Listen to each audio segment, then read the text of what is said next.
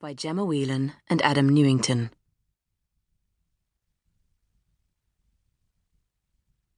One. Jack. The police were outside again last night.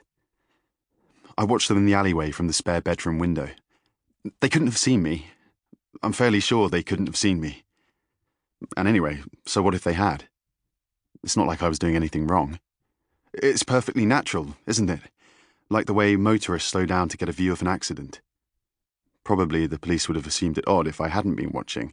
I mean, I couldn't tell from where I was standing, but I bet the rest of our neighbours were watching too, all with their lights off, all cloaked discreetly by their curtains. What I didn't like was the impression I had that everyone out there was also looking discreetly at me. That the police being out there, at that time of night, was all just a show. A reminder. God, this is hard. Harder than I thought it would be. It's knowing where to begin as much as anything. I'm not Sid. I know what she thinks, what conclusions she's drawn already, but I don't process things the way she does. If she'd gone first, I don't know where we would have ended up. And I'm pretty sure I wouldn't have had a clue about where to go next. I guess for me, the only logical place to start is the day we first saw the house. This was back in April. It's September now. The 14th. At 3:17 in the morning, to be precise. Sid's in bed, but I couldn't sleep even if I wanted to. I doubt she's sleeping either, to be honest. I don't think she's slept properly in weeks. Me? I drop off easily enough. Every night I don't think I'm going to, but it's exhaustion, I suppose, the weight of worry.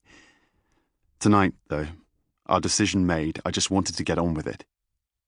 There's a lot to get through, and not a lot of time. The open day, then.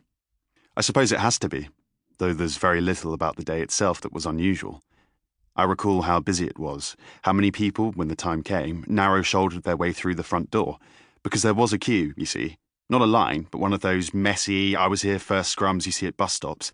We'd arrived 40 minutes early, and already there were half a dozen couples ahead of us. But that wasn't uncommon, not for a house viewing in London. The strange thing was that it wasn't just the house that was up for sale. Whoever bought it would also be buying everything the house contained. And once Sid and I had got inside, we saw that the entire place was stuffed with junk. Actual dragged home from the skip junk. Books, too, and clothes, coats, pictures on every square inch of wall, boxes stacked heedless of shape or size, plus furniture big and small in every crevice. It was like a live-in, life-and-death version of Jenga. Oh, and birds. Clearly the current owner was into dead stuff.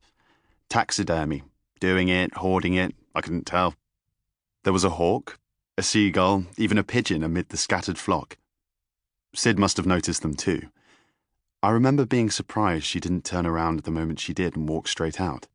The story the estate agent gave us was that the owner had met a woman on the internet. She lived in Australia, apparently, and he'd dropped everything to run off and be with her. Just like that. He'd been approaching retirement age anyway, but even so, he chucked in his job, abandoned his friends, and signed over his house, dead pets and all, to the estate agent to sell as one bumper package, which made a good sales pitch, I suppose, and accounted for the state of the place. But personally, right from the off, I just couldn't see it. I mean, what sort of person would do that?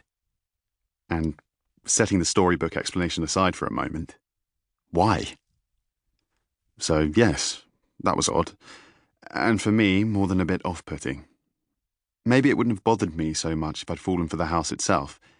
I mean, the layout wasn't a problem, and there was more than enough space. Lounge, kitchen, separate dining room, plus 1, 2, 3 bedrooms, not including the unconverted attic. The building, though. It was creepy. There's no other word to describe it. The garden was overgrown and the paintwork about as attractive as a skin complaint. The house stood alone, detached, marvelled the brochure, as though it had been shunned. There was a row of terraced houses on one side, huddled together as though for safety, and a block of flats with its back turned on the other. It looked and felt somehow ostracised. So I suppose all I'm saying is I didn't like the place. All that junk. The building itself, it just felt wrong. The problem I had was that Sid was clearly smitten. I knew she would be. She knew she would be.